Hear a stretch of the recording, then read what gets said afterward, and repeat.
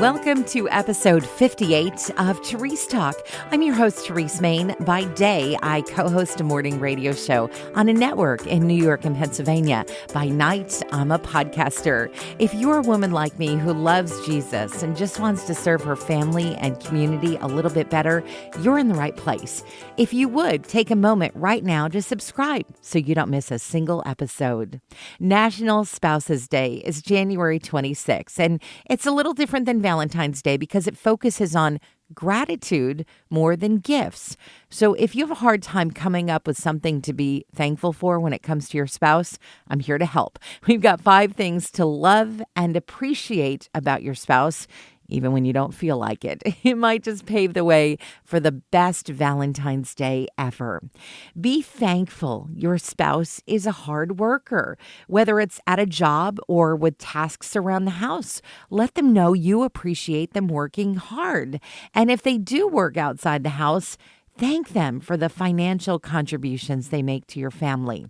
Colossians 3:23 and 24 says, "Whatever you do, work heartily as for the Lord and not for men, knowing that from the Lord you will receive the inheritance as your reward." You are serving the Lord Christ. Thank your spouse for being understanding. And before you say, "Hey, I'm the understanding one," you might think you put up with a lot from your spouse, but here's some news. They put up with a lot from you too, because you're 2 sinners in one relationship. So look for ways they forgive your flaws and thank them.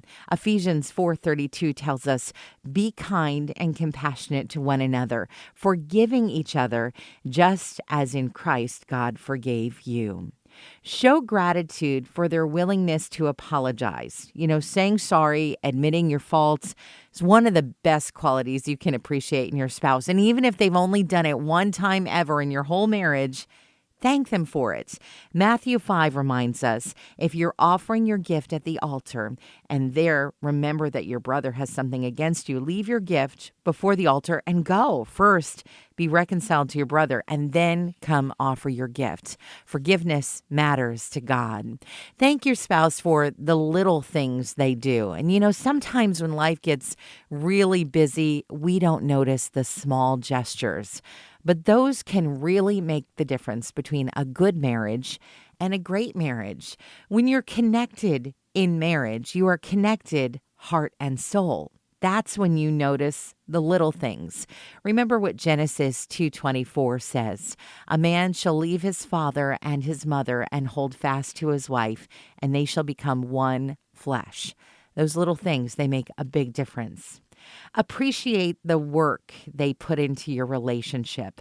Marriage can be hard. Marriage is hard. But if you stick with it and you keep God in the center, there's nothing that can tear you apart.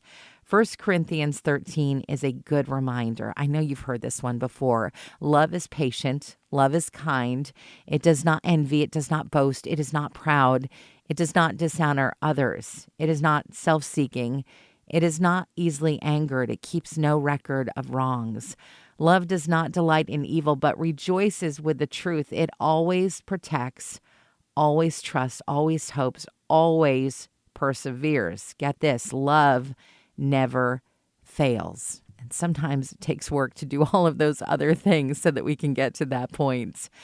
Gratitude isn't something that comes easily to us. Our human nature causes us to focus on what we don't have instead of what we do have.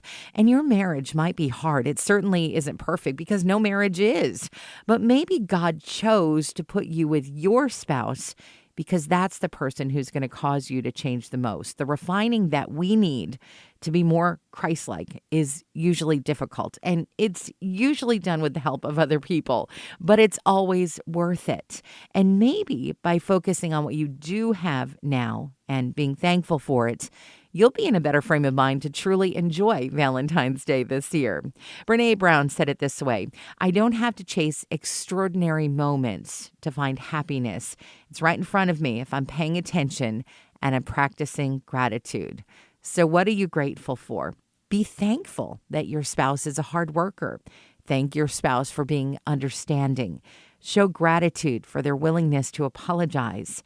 Thank your spouse for the little things they do and appreciate the work they put into your relationship.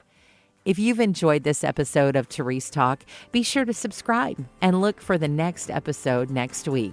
If you really loved it, consider making a gift to Family Life, the ministry this podcast is a part of. Just go to familylife.org and find out more about what we do. Did you know that Family Life offers a variety of podcasts, from news to kids to faith? You'll find a favorite on demand at familylife.org/podcast.